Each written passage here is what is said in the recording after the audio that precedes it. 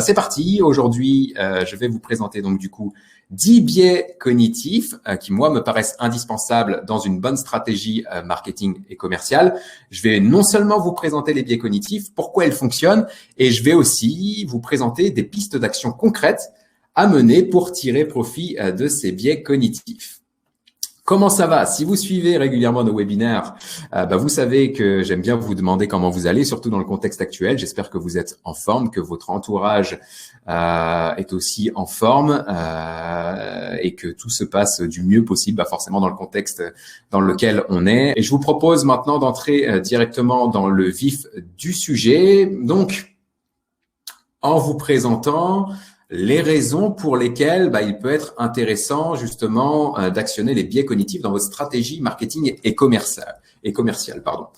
Donc en fait, ça vous le savez, je ne vais pas m'éterniser sur ce sujet-là, mais en fait le marketing et le commerce évoluent à vitesse grand V. Surtout dans le contexte dans lequel on est, les comportements et les attentes de vos prospects, de vos clients ont profondément changé ces derniers mois. Donc voilà, tout change, tout va vite. Les leviers et les outils changent constamment. Il y a de nouveaux réseaux sociaux qui arrivent et qui disparaissent. On peut prendre notamment l'exemple de Clubhouse. Vous avez peut-être suivi ça récemment sur Internet. Clubhouse, c'est un réseau social dit vocal sur lequel on peut animer des salles de manière vocale, un peu en mode podcast, mais podcast en direct. Finalement, ça a buzzé pendant quelques semaines. Et puis depuis quelques semaines maintenant, on en entend beaucoup moins parler. Donc voilà, les réseaux sociaux vont et viennent, les outils vont et viennent. Il y a des outils pour tout aujourd'hui. Les CRM évoluent, les outils de marketing et automation évoluent également, tout comme les outils d'emailing. Bref, tout change. Les attentes et les comportements de l'acheteur suivent finalement, puisque ils mènent la majorité aujourd'hui de leur réflexion d'achat sur Internet de manière très très autonome, puisqu'ils ont toute l'information dont ils ont besoin à portée de clic. Donc voilà, leurs attentes, leurs comportements évoluent au même rythme finalement qu'Internet évolue ou que les outils, la technologie évolue. Et en fait, tout ça fait qu'il faut se former continuellement pour rester efficace. Moi qui anime pas mal de formations, alors que ce soit des formations sur LinkedIn ou sur des outils de marketing digital, s'il y a un outil que je n'ai pas utilisé pendant 15 jours, 3 semaines, bien souvent, je vais animer ma formation et je vais rechercher à un endroit une fonctionnalité que je ne vais pas trouver parce qu'il y a eu un changement, parce qu'il y a une mise à jour de l'outil, etc. Donc ça peut être fatigant, de devoir constamment mener une veille pour rester efficace, de devoir tester les nouveaux outils pour ne pas être le dernier arrivant sur la plateforme et donc perdre finalement un avantage concurrentiel. Donc voilà, faut toujours se former, faut toujours être en veille, faut toujours évoluer, faire évoluer ses pratiques. Mais il y a un truc qui ne change pas. Et si vous avez une maîtrise, une connaissance finalement de cette chose, vous aurez aussi beaucoup plus de facilité à vous adapter, que ce soit dans votre stratégie marketing et commerciale. Et forcément, la chose qui ne change pas, malgré tout ce qui se passe, malgré tout ce qui se passe autour de nous, c'est la psychologie humaine. Ce qui va nous amener à la slide suivante, qui va contextualiser un peu le webinar du jour, c'est qu'en fait, à très très peu de choses près, donc je suis pas un expert de la neurologie, de la neuropsychologie, je suis pas un expert du cerveau humain, donc s'il y avait effectivement des experts de ces domaines d'activité dans le chat, je pense que je pourrais me faire pourrir, mais grosso modo, on peut dire que le cerveau fonctionne pareil depuis 200 000 ans. Si vous ne l'avez pas lu à ce sujet, je vous encourage vraiment à lire le livre Sapiens, qui est vraiment un super livre, moi qui m'a vraiment fait évoluer d'un point de vue marketing, même si c'est pas le sujet. Le livre, c'est vraiment l'histoire de l'humanité, comment on est passé finalement de chasseur-cueilleur à homme digital comme on peut l'être aujourd'hui. Et finalement, en lisant le livre, on comprend bien que le cerveau, lui, n'a pas évolué, mais que notre monde a changé. Et donc, on comprend que finalement, les mécanismes qui nous étaient vitaux il y a encore 200 000 ans ou encore quelques milliers d'années, ne sont plus vraiment utiles aujourd'hui et pire que ça, nous induisent bien souvent en erreur dans nos réflexions. Et donc, dans cette slide, vous avez à gauche un homme préhistorique, au milieu un homme du Moyen-Âge et à droite un homme moderne, un homme d'aujourd'hui. On peut partir du principe que le cerveau de ces trois hommes fonctionne exactement de la même manière. Sauf que l'homme préhistorique, lui, avait des mécanismes de décision automatique qui devaient lui permettre de survivre. Il vivait dans sa grotte, etc. Il avait besoin d'être aux aguets tout le temps, ne serait-ce que pour trouver à manger ou pour suivre, pour éviter les différents dangers qui étaient autour de lui. Eh bien, aujourd'hui, finalement, quand l'homme préhistorique avait peur d'une bestiole dans la jungle il y a des dizaines, voire des centaines de milliers d'années, aujourd'hui, nous, notre cerveau, il a peur de quoi? Il a peur d'un rendez-vous avec le DG, il a peur d'un rendez-vous avec un prospect, par exemple. Mais ce sont les mêmes mécanismes, de décision qui sont à l'œuvre finalement aujourd'hui. Et donc, là, on parle de biais cognitifs. Comme je vous le disais précédemment, notre cerveau a des mécanismes de réflexion automatique. L'idée, c'est de dire que le cerveau fonctionne un peu en deux parties. Il y a le système 1 et le système 2. Là, j'ai repris la terminologie d'une personne qui s'appelle Daniel Kahneman, qui est prix Nobel d'économie comportementale. Je crois que c'était au tout début des années 2000, c'était peut-être 2001 ou 2002. Il a écrit un livre justement qui s'appelle Système 1 et Système 2. Et dans ce livre, il explique que notre cerveau fonctionne de deux manières. Il y a le système 1 qui va prendre ses décisions sur le coup d'une émotion, des décisions très très rapides, des décisions quasiment instantanées. Et à côté de ça, on a le système 2 qui lui va prendre plutôt des décisions réfléchies.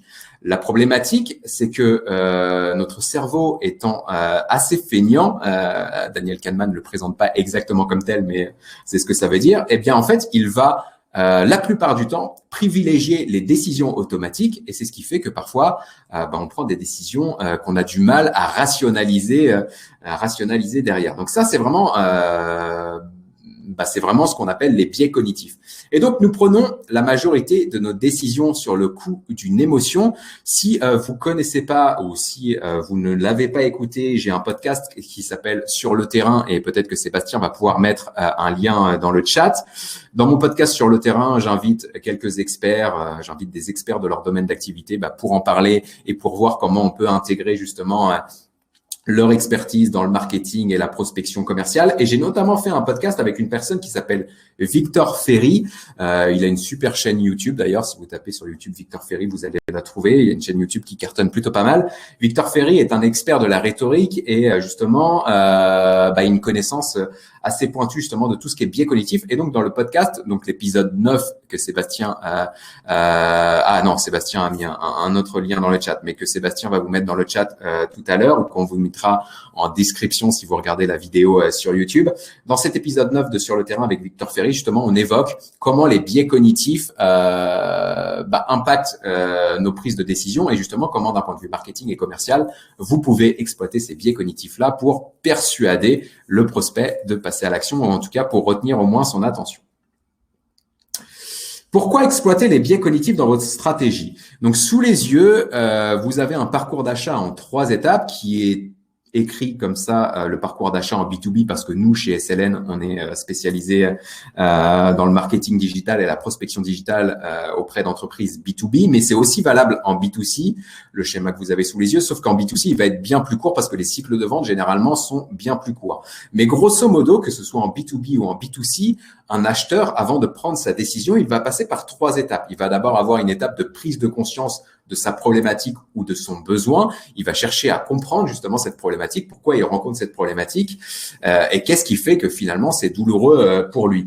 Une fois qu'il va avoir bien compris sa problématique, il va entrer dans une phase qu'on appelle la phase de considération, dans laquelle il va rechercher des solutions, il va les comparer, il va retenir peut-être un podium de solutions qui lui paraissent le plus cohérent, le plus pertinent pour lui. Et du coup, il va entrer juste après en phase de décision où il va chercher à prendre la meilleure décision et passer à l'action. Donc, ça veut dire quoi? Sortir la carte bleue et investir.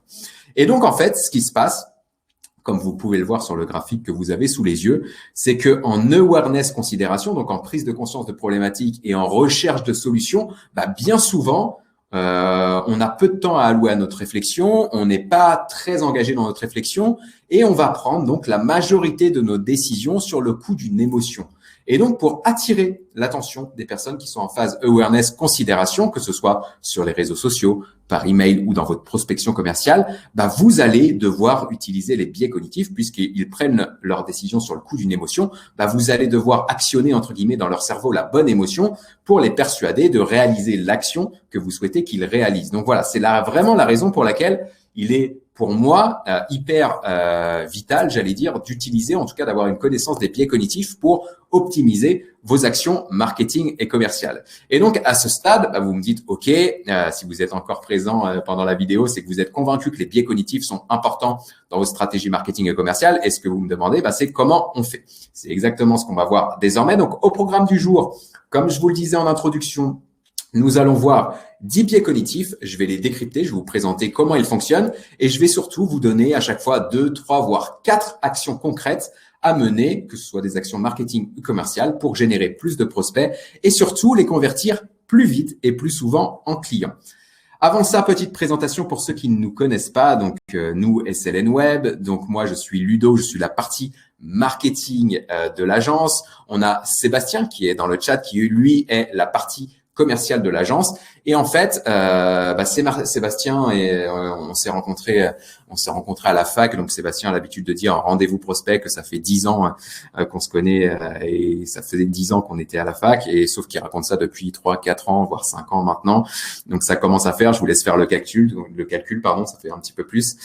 Toujours est-il que Sébastien a toujours été commercial, que lui a remarqué que les techniques de prospection traditionnelles fonctionnaient de moins en moins bien et qu'il fallait être présent aujourd'hui sur Internet pour trouver de nouveaux prospects et pour les convertir en clients. Et moi, à côté, j'ai lancé l'agence SLN en 2013 où je menais des actions de marketing pour mes clients et je me suis rendu compte que mes clients avaient du mal à convertir justement les contacts que je générais avec mes actions en clients.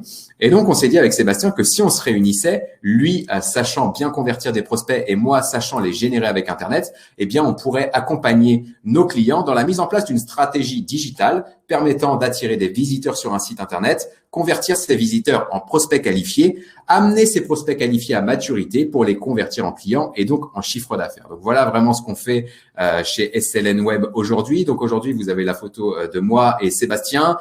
Lors d'un prochain webinaire, il y aura peut-être une troisième et il y aura sans doute une troisième photo puisqu'on vient de recruter une troisième personne justement qui va agrandir l'équipe et qui va nous permettre justement d'accompagner un peu plus de clients dans la mise en place d'une stratégie digitale. Voilà pour la présentation des SLN. J'arrête de parler de nous et maintenant on passe directement dans le concret. Premier biais cognitif que je voulais vous présenter ce matin, c'est le biais qui s'appelle le paradoxe du choix.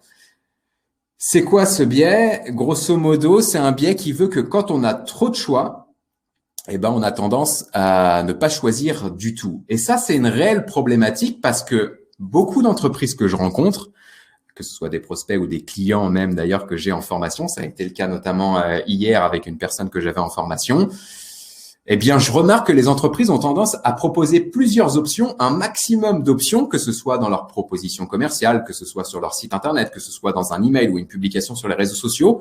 Ils vont proposer plusieurs choses en se disant plus je propose de choses, plus j'ai de chances de proposer quelque chose qui intéresse mon audience et donc d'avoir des conversions derrière. Mais la problématique, c'est qu'avec le paradoxe du choix, s'il y a trop de choix qui s'offrent à nous, vu qu'on a peur de prendre une décision, en fait, on a peur de faire un choix qui n'est pas le bon, on va préférer ne pas choisir et donc on ne va pas passer à l'action. Donc ça, c'est une réelle problématique qu'on voit aujourd'hui. Thierry qui nous demande à quand la multinationale, il faudra qu'on recrute du coup une personne en dehors de France et on pourra considérer qu'on est une multinationale, mais c'est pas encore à l'ordre du jour du coup Thierry.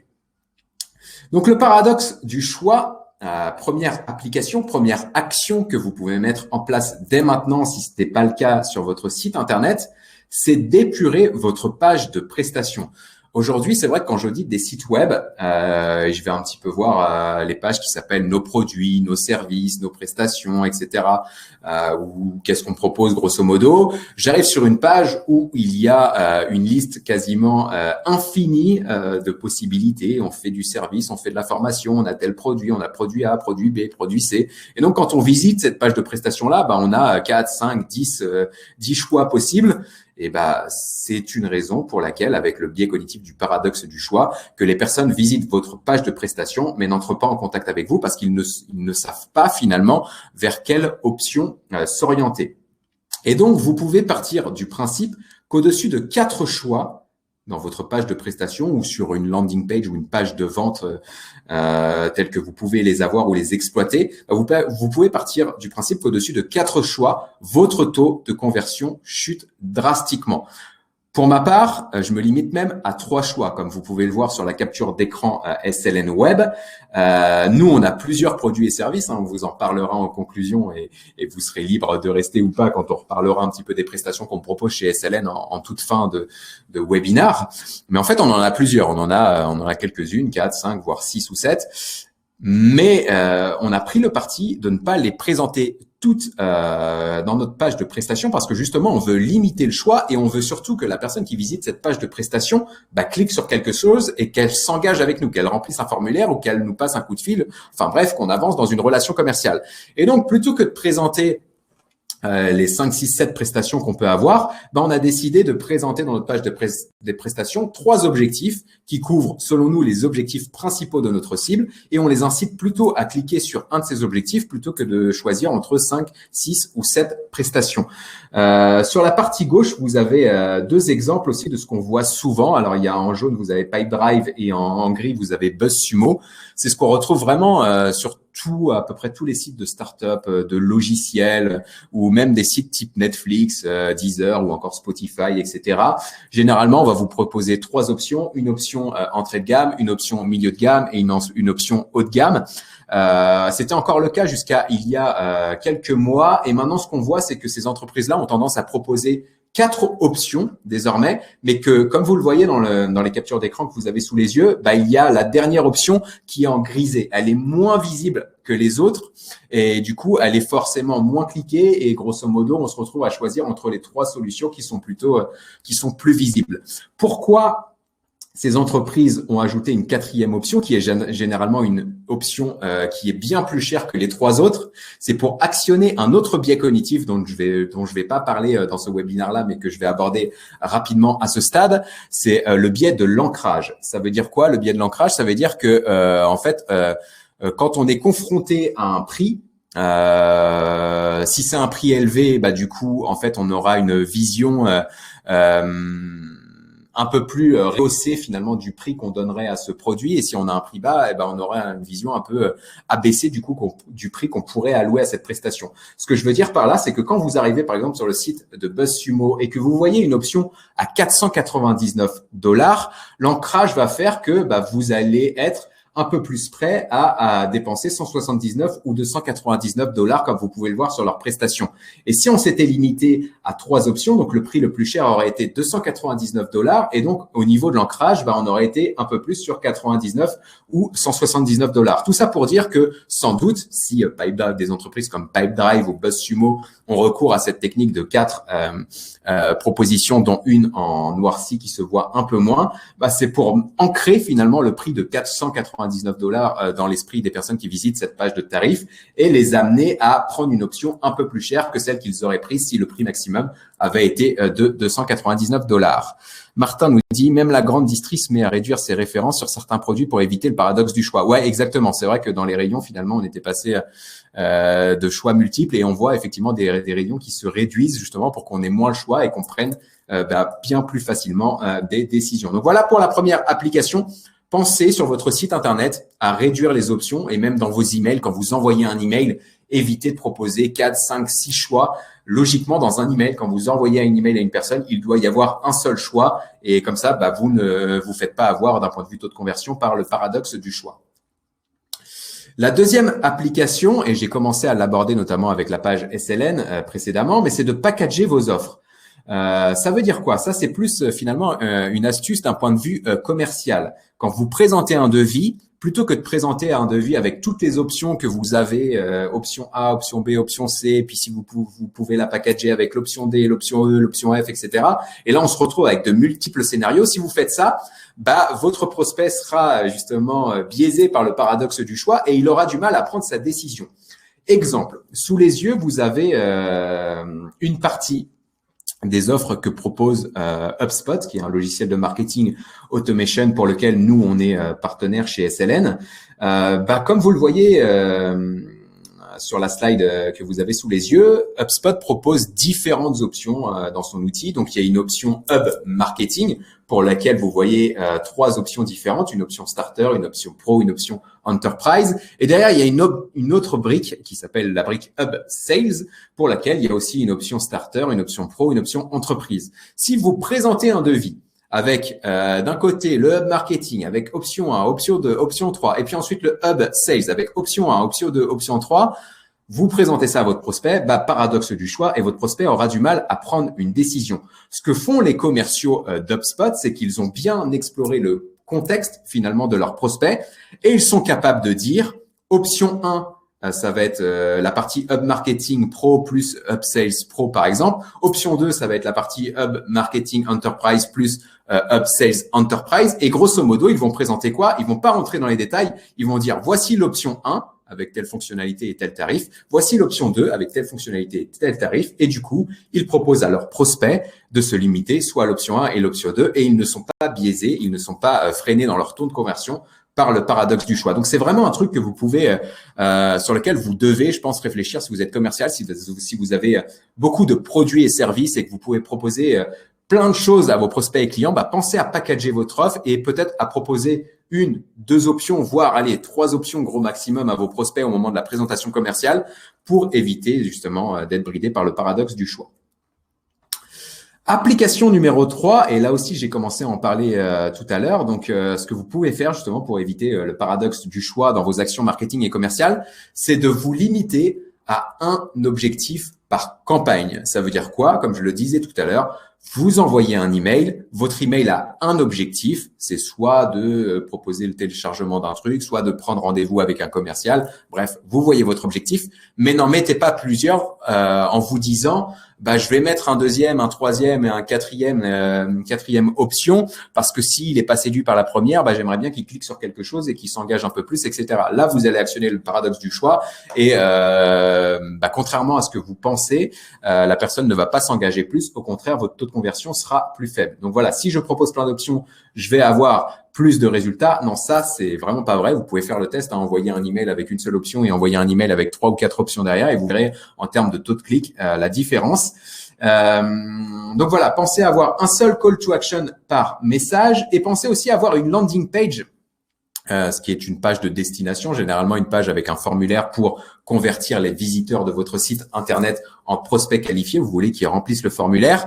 Voilà, ayez une landing page épurée, c'est-à-dire que limitez les distractions, limitez les possibilités sur votre landing page. Ce que je vois souvent, et j'ai encore eu le cas aussi hier chez un client que j'accompagne, il m'a présenté sa dernière landing page. Sur sa landing page, il y a toutes les options du menu. Il y a le formulaire que la personne est censée remplir et juste en dessous, il y a un autre call to action pour télécharger autre chose. Et donc, on se retrouve avec l'option du formulaire, l'option de l'autre offre de contenu qu'il y a sous le formulaire, plus les 4-5 options qu'il y a dans le menu. Et donc, on se retrouve avec une dizaine d'options. La paradoxe du choix, vous pouvez partir du principe que les personnes qui vont visiter cette landing page-là, ils vont avoir du mal à se décider et donc que la plupart du temps, ils ne vont pas se décider. À titre d'exemple, vraiment pour illustrer ça, il faut savoir que le taux de conversion moyen d'une landing page, c'est-à-dire le nombre de visiteurs qui visitent une landing page et qui remplissent un formulaire est généralement de 50%. Si vous avez un taux de conversion inférieur à 50%, c'est qu'il y a sans doute des optimisations à apporter dans votre landing page. Et là, Sébastien va pouvoir vous mettre dans le chat un article ou plusieurs guides qui parlent de landing page sur notre site internet et vous pourriez regarder, vous allez pouvoir regarder pour voir comment améliorer les vôtres. Mais ce que j'ai remarqué hier chez mon client qui avait le menu plus l'option call to action plus le formulaire, etc., il avait un taux de conversion inférieur à 10% sur sa landing page. Donc, il y avait un réel problème et le problème, il vient d'où? Il vient de ce biais cognitif du paradoxe du choix. Il y a trop d'options sur la landing page, donc les gens ont trop de choix et donc, comme ils ont trop de choix, ils prennent pas de décision et ils passent à autre chose. Deuxième biais cognitif, c'est la preuve sociale. Alors ça, je pense que dans le chat, et vous pouvez me dire d'ailleurs si je me trompe ou pas, vous pouvez me dire en commentaire si vous regardez la vidéo sur YouTube, vous avez sans doute déjà entendu parler de ce biais cognitif de la preuve sociale. La preuve sociale, c'est quoi? C'est en fait, quand on ne sait pas quoi faire, quand on ne sait pas quelle décision prendre, eh bien, en fait, on va regarder autour de nous, on va regarder les personnes qui nous ressemblent pour prendre la décision comme eux ont pu la prendre. Vous voyez souvent ça sur YouTube et c'est vrai que c'est un exemple que j'aime bien rappeler puisque c'est finalement une dérive de la preuve sociale, mais bien souvent, vous avez des expériences, alors que ce soit à la télévision ou que ce soit sur YouTube en vidéo, on simule une agression dans la rue d'une femme ou d'un enfant ou que sais-je, et on s'étonne, on est choqué par le fait que les personnes passent et personne n'intervient et on se dit les gens ils sont lâches, les gens ils sont égocentriques, ils sont individualistes, etc. Ils interviennent pas, c'est abusé. Et en fait, la raison elle est toute simple, c'est une dérive de la preuve sociale. C'est-à-dire que quand vous avez une agression dans la rue, et alors j'espère que ça arrivera pas chez vous, mais si vous voyez ça, si vous êtes témoin d'une agression dans la rue, vous allez vous surprendre à le faire. Qu'est-ce qu'on fait? On voit l'agression. Le premier réflexe qu'on a, c'est on lève la tête, on regarde les gens autour de nous. Mais comme les gens autour de nous font la même chose parce qu'ils ne savent pas quelle décision prendre, ils ne savent pas comment réagir, ils actionnent le biais cognitif de la preuve sociale pour prendre la meilleure décision, ils lèvent la tête comme vous et tout le monde fait ça. Et donc, on voit que personne ne bouge et que tout le monde continue à prendre continue son chemin. Preuve sociale, on fait pareil, on continue notre chemin et on n'intervient pas. Et c'est vraiment une dérive de la preuve sociale. Donc, c'est pas que les gens sont égocentriques, c'est pas qu'ils sont individualistes ou qu'ils sont lâches ou que sais-je, c'est simplement que la preuve sociale fait qu'on regarde autour de nous pour voir ce que font les gens font la même chose que nous, ils n'interviennent pas, donc du coup on continue notre chemin.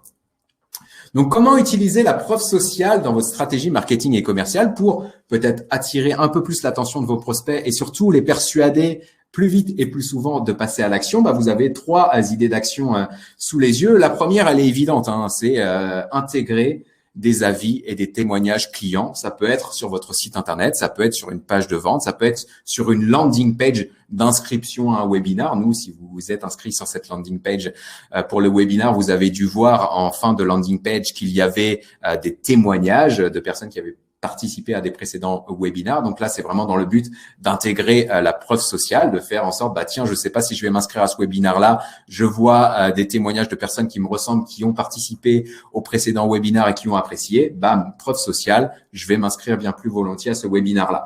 Donc les avis, forcément, ce qu'on voit souvent, si vous avez 2 restaurants l'un à côté de l'autre, c'est le même patron et c'est limite le même chef qui fait la cuisine dans les 2 restaurants. Il y en a un plein, il y en a un vide. Vous allez aller dans le restaurant plein pensant que s'il est plein, c'est parce que c'est un restaurant plus qualitatif que le restaurant d'à côté. Et en fait, non, ça peut être juste qu'il y a un événement à côté, il y a un anniversaire ou que sais-je, ou peut-être que les gens qui sont dans le restaurant, ils ont été invités par le chef, ce sont des amis du chef et ils sont là gratuitement ou que sais-je. Bref, ça ne veut pas dire que le restaurant est meilleur, mais vous, par principe de preuve sociale, vous allez aller dans le restaurant où il y a plus de monde que dans le restaurant vide. Donc voilà, les avis et les témoignages clients vont vous permettre d'intégrer, d'actionner la preuve sociale dans votre stratégie marketing et commercial. Pensez aussi à travailler des cas clients et entre parenthèses, je vous ai mis dans différents formats. C'est vraiment l'information que je veux vous apporter dans cette slide-là parce que finalement, vous êtes conscient que de faire des cas clients pour votre entreprise, ça va vous permettre déjà d'alimenter la réflexion d'achat de vos prospects et donc quand vous êtes commercial, d'augmenter finalement vos chances de convertir vos prospects en clients. Si vous êtes dans le marketing, vous savez que les cas clients vous permettent de générer des téléchargements et donc des formulaires remplis. Donc tout ça, vous le savez sans doute déjà. Donc je vous apprends rien, mais l'idée que vraiment je souhaite semer dans votre cerveau pour que vous testiez des choses, c'est vraiment de travailler des cas clients dans différents formats. Donc, il y a le cas client traditionnel où je prends une citation que je vais mettre sur mon site internet. Il y a le cas client qu'on voit aussi très souvent PDF qu'on peut télécharger sur le site web ou qu'on va envoyer par mail à ses prospects. Nous, vraiment, ce qui fonctionne bien, et c'est ce que vous avez en capture d'écran en bas à droite sur la slide, ce qu'on aime bien faire et ce qui fonctionne vraiment bien, ce qui nous a permis, et Sébastien pourra en témoigner dans le chat, ce qui nous a permis de signer quand même plusieurs de nos derniers clients récemment, on fait nos cas clients en podcast. C'est-à-dire qu'on va à la fin d'une prestation client ou pendant une prestation client qui dure, on va interviewer les équipes avec lesquelles on travaille. On en fait un podcast en présentant qui est la boîte, le contexte de la boîte, quelles étaient les problématiques et quelles ont été les solutions qui ont été apportées. On met ça sur Internet et on envoie ça à nos prospects, à nos clients. On le met en éléments de réassurance sur nos pages de vente, sur notre site internet, etc. Et du coup, on actionne la preuve sociale et on attire plus de prospects et on a surtout plus de facilité, entre guillemets, parce que c'est jamais simple, mais de convertir nos prospects en clients. La troisième manière, et c'est plus un prérequis finalement pour actionner la preuve sociale dans votre stratégie marketing et commerciale, c'est de travailler ce qu'on appelle les buyer persona ou encore persona marketing. Pour finalement actionner le principe de preuve sociale, vous devez connaître qui est votre cible, et je dis bien qui, c'est-à-dire connaître qui elle est humainement, quelles sont les questions qu'elle se pose, quels sont les comportements qu'elle peut avoir sur Internet ou ailleurs d'ailleurs, quelles sont ses problématiques au quotidien, j'en ai déjà parlé, quel est son contexte, quels sont ses pain points, ses points de douleur, etc. Comme ça, vous allez pouvoir utiliser ces éléments de contexte dans vos contenus et actionner là aussi la preuve sociale. Sébastien, idem, va vous mettre un lien vers la vidéo que vous avez en capture d'écran sur la slide, qui a plutôt bien fonctionné sur YouTube puisqu'on a plus de 10 000 vues à cette heure, ce qui est pas mal. Je crois que c'est le record de notre chaîne YouTube. Et du coup, dans cette vidéo, vous verrez justement comment travailler très concrètement. Vous allez avoir les quatre étapes pour travailler vos buyer personas. Si vous êtes sur YouTube, il y aura un lien dans la description et peut-être en haut à droite de la vidéo.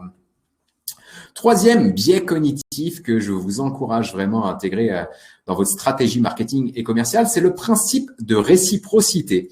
Là, c'est tout simple. C'est si je vous invite à boire un verre ce soir, enfin là, ça va être compliqué, donc on va attendre quelques jours le temps que les restrictions se lèvent. Mais imaginons, voilà, les terrasses réouvrent bientôt. Je vous invite à boire un verre. Et vous allez vous sentir obligé de m'offrir le deuxième. Et ça, c'est justement le biais de principe de réciprocité. Si je vous fais un cadeau, vous allez vous sentir obligé de me faire un cadeau en retour. Et bien ça, ce principe de réciprocité-là, vous pouvez l'intégrer dans votre stratégie marketing et commerciale de trois manières. La première manière, c'est finalement d'apporter de la valeur ajoutée. Vous faites un webinaire comme celui-ci, vous présentez effectivement de la valeur. Je vous apporte des solutions, en tout cas je l'espère. N'hésitez pas à me le dire dans le chat. Mais voilà, je vous offre quelque chose. Eh bien, en retour, si vous avez un besoin, vous aurez bien plus tendance à me contacter finalement parce que c'est le principe de réciprocité. Je vous ai donné des choses, je vous ai fait avancer dans votre réflexion qui fait qu'aujourd'hui vous êtes prêt à investir ou prendre une décision d'achat.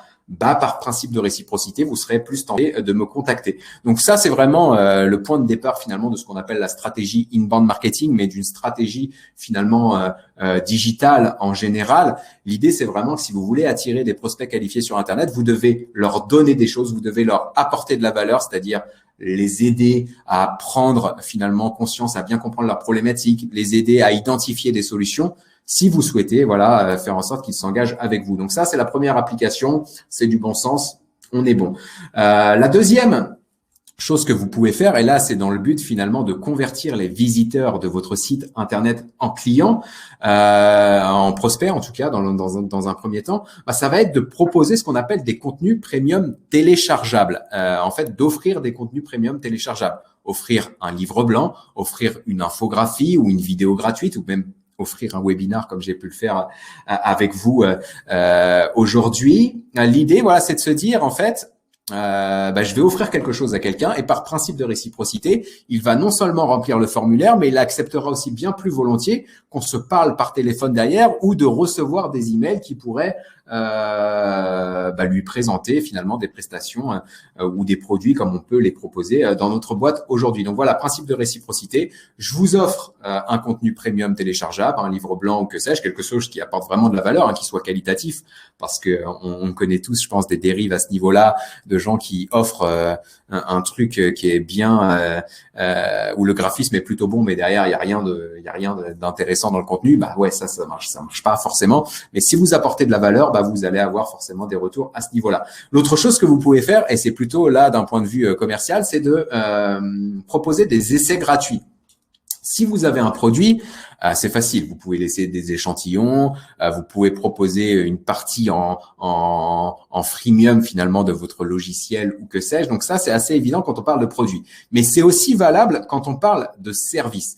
Finalement, et c'est un truc qu'on voit souvent, et là c'est pareil, Sébastien pourra vous laisser son témoignage dans le chat, mais nous, quand on commence à parler avec un prospect, c'est-à-dire que quand on avance vraiment d'un point de vue commercial avec un prospect, on va être déjà dans cette approche conseil. En fait, on va offrir un échantillon des prestations de conseil qu'on propose chez SLN. Donc, on va entrer dans les détails, on va apporter des solutions, on va réfléchir à des problématiques, on va même parfois offrir des livrables pendant pendant notre process commercial. Donc, ça arrive que parfois, le prospect signe pas et qu'on a fait ce travail pour rien, mais ça arrive quand même bien souvent que le prospect nous dise, vu la valeur entre guillemets que je récupère avec cet échantillon que vous m'offrez en conseil pendant le processus de prospection, je vais signer le devis parce que je sais que je vais en avoir pour mon argent. Donc voilà, vraiment les 3 applications pour actionner le principe de réciprocité, apporter de la valeur. Et je vous ai remis le parcours d'achat, awareness, considération, décision qu'on a vu en introduction. C'est vraiment apporter de la valeur durant les 3 étapes justement pour attirer l'attention et retenir l'attention de vos prospects. Proposer des contenus téléchargeables sur votre site internet va vous permettre de récupérer déjà des coordonnées de prospects qualifiés, mais aussi de faire en sorte qu'ils seront un peu plus engagés finalement quand vous allez leur envoyer des communications. Et offrez-leur des échantillons, des tests, des essais gratuits, que ce soit pour des produits ou des services. 4e biais cognitif, alors celui-là je l'aime bien et c'est vrai que si vous y réfléchissez bien, vous allez voir que ça vous obsède vous aussi, en tout cas si vous êtes comme moi, c'est la pièce du puzzle. Quand vous faites un puzzle, vous avez sans doute remarqué ça et moi j'en fais pas mal en ce moment. Alors, je vais vous dire, des puzzles, c'est des puzzles pas de patrouille, des puzzles miraculous, enfin bref, des puzzles d'enfants. Pourquoi? Parce que j'ai ma fille qui, depuis l'âge de 2 ans et maintenant elle en a un peu plus de 4, adore les puzzles. Donc, je dois faire des puzzles avec elle et elle commence à arriver aux 100 pièces, 200 pièces, etc. Et ça lui arrive, parce que comme elle est bordélique, de mélanger les pièces du puzzle à droite, à gauche et elle se retrouve à faire son puzzle de 100 pièces où elle est contente, hein, elle arrive à la fin et il y a une pièce manquante et elle sait pas où elle est. Et là, forcément, elle est frustrée. Eh bien, c'est le cas de tout le monde. Si vous faites un puzzle et qu'il manque la dernière pièce à la fin, vous allez être frustré. Eh bien, c'est pareil, finalement, dans chacune de vos réflexions. Si vous menez une réflexion et qu'il vous manque une information ou il vous manque une brique pour prendre la décision, vous allez être frustré. Et ça, vous pouvez réellement l'utiliser, finalement, dans votre stratégie marketing et commerciale. C'est-à-dire que vous allez pouvoir mettre l'accent sur la pièce qu'il manque dans le puzzle de réflexion de votre prospect et lui promettre que finalement, vous allez lui donner cette pièce-là et donc vous allez l'engager de cette manière-là. Je vais vous donner des applications concrètes. Il y en a 2 et forcément, il y a des miniatures YouTube que vous avez sous les yeux parce que YouTube fonctionne très bien, utilise très bien justement ce biais de la pièce de puzzle manquante. La première manière d'utiliser finalement, d'actionner ce biais de la pièce de puzzle, ça va être d'utiliser le teasing. Plusieurs fois d'ailleurs, si vous assistez à mes webinaires ou si vous regardez certaines de mes vidéos, je vais vous dire on verra ça un peu plus tard, on verra ça un peu plus loin, ça sera une problématique clé mais on l'abordera en fin de vidéo. Voilà, c'est une bonne manière de vous dire la réflexion complète, elle aura besoin de cette pièce que je vous promets là, mais vous n'allez l'avoir qu'à la fin. Et du coup, entre guillemets, j'actionne le biais de la pièce de puzzle pour vous garder le plus engagé possible dans cette vidéo-là et faire en sorte que vous soyez le plus nombreux à être encore présents à la fin du webinar. Donc voilà une bonne manière d'utiliser ce biais de la pièce de puzzle, c'est de faire du teasing. Faites du teasing. Vous faites un article de blog, promettez la pièce de puzzle manquante à la fin de cet article-là ou dans l'article pour que la personne puisse lire l'article dans son intégralité. Vous avez 2 exemples de vidéos YouTube. C'est ce que font les YouTubeurs. Si vous regardez des YouTubeurs, ils vont vous dire restez bien jusqu'à la fin parce que vous allez avoir ceci ou cela. Et donc, c'est la pièce de puzzle manquante. Donc voilà, vraiment, vous pouvez faire du teasing. Vous pouvez aussi faire du teasing quand vous lancez un nouveau produit, révéler certaines caractéristiques un peu plus tard, etc.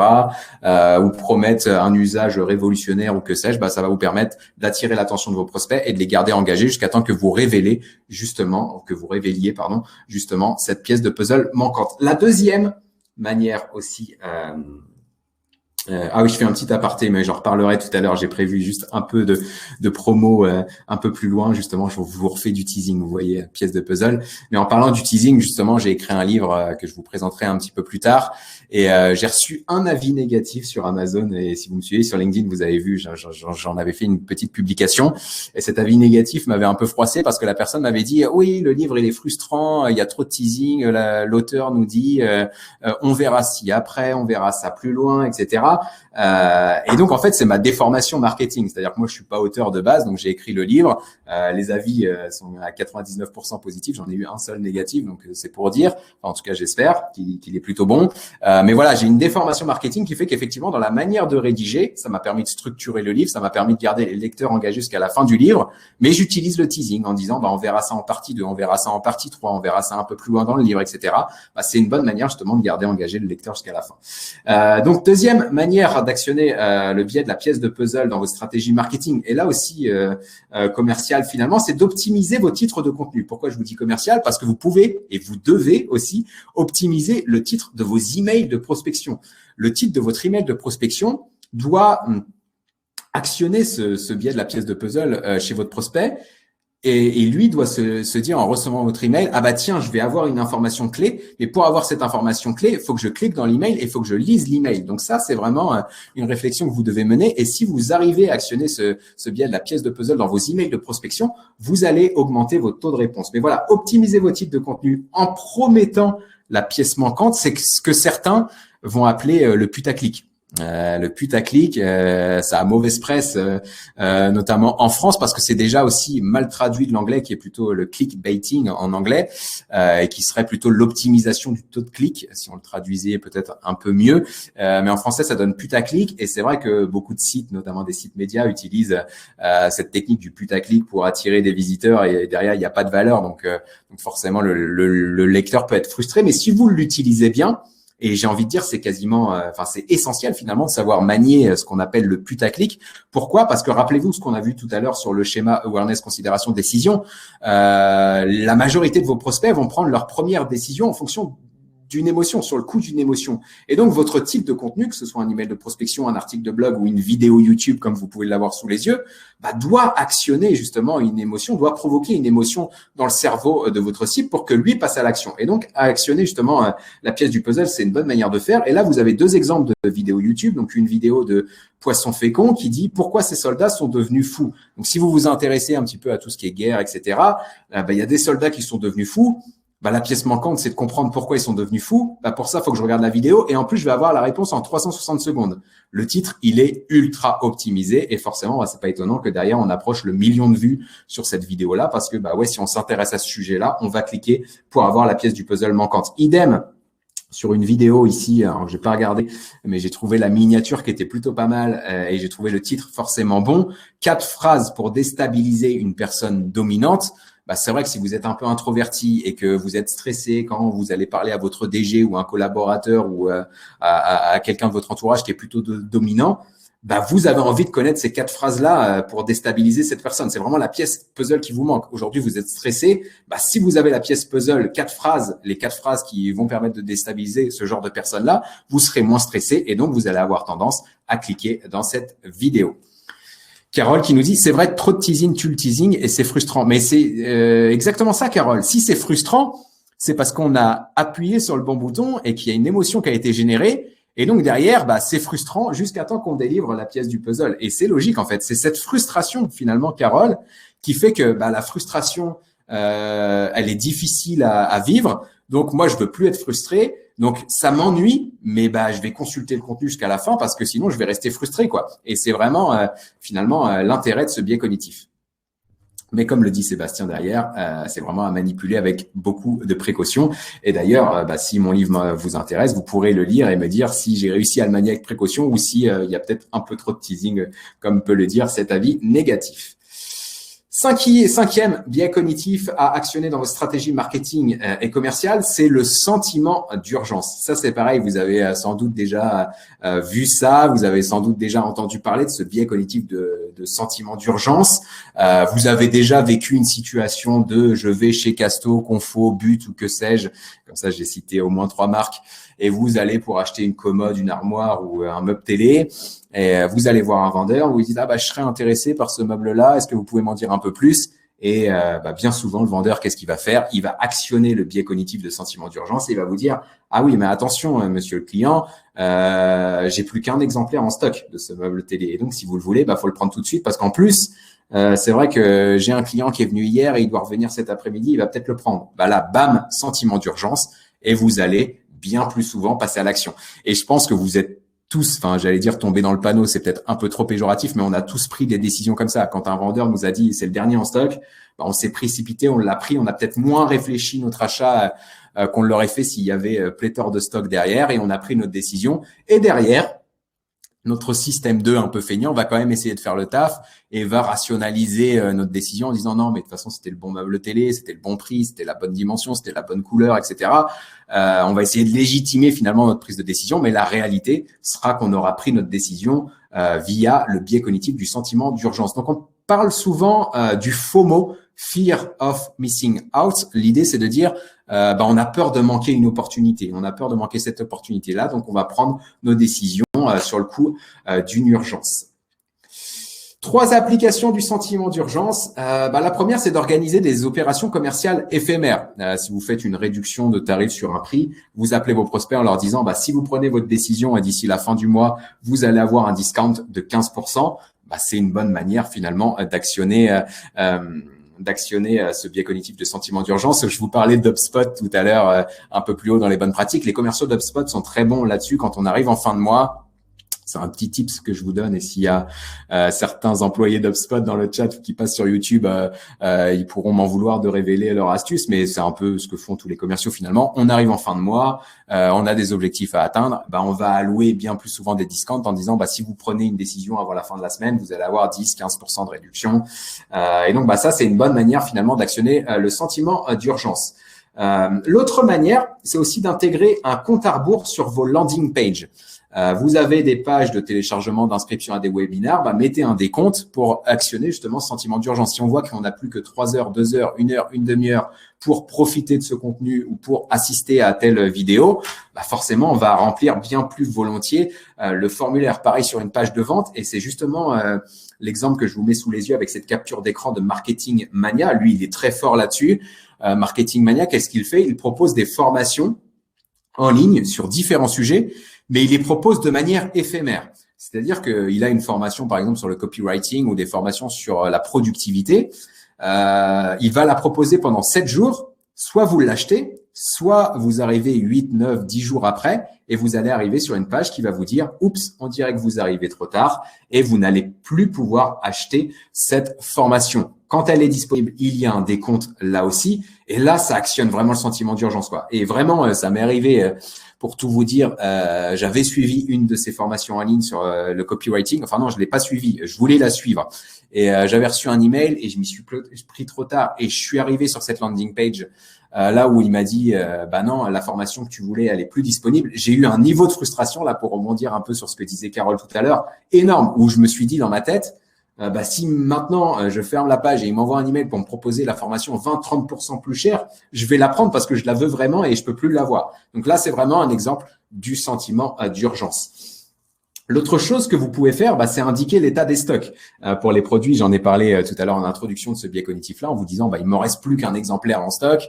C'est assez facile à voir comment vous pouvez l'intégrer dans votre process si vous proposez des produits. C'est aussi faisable de le faire quand vous proposez des services. Tout simplement, l'état des stocks, quand vous faites du conseil ou du service, l'état des stocks, ça va être votre temps. Si vous avez des clients et qu'il vous reste un créneau pour mener telle prestation d'ici l'été, dites-le bien à votre prospect parce que vous allez actionner ainsi le sentiment d'urgence. Nous, c'est vrai que c'est un truc qu'on fait souvent et on le fait même pas volontairement chez SLN parce que on est, comme je vous le disais tout à l'heure, on est 2 et on sera 3 dans quelques jours maintenant avec la nouvelle recrue.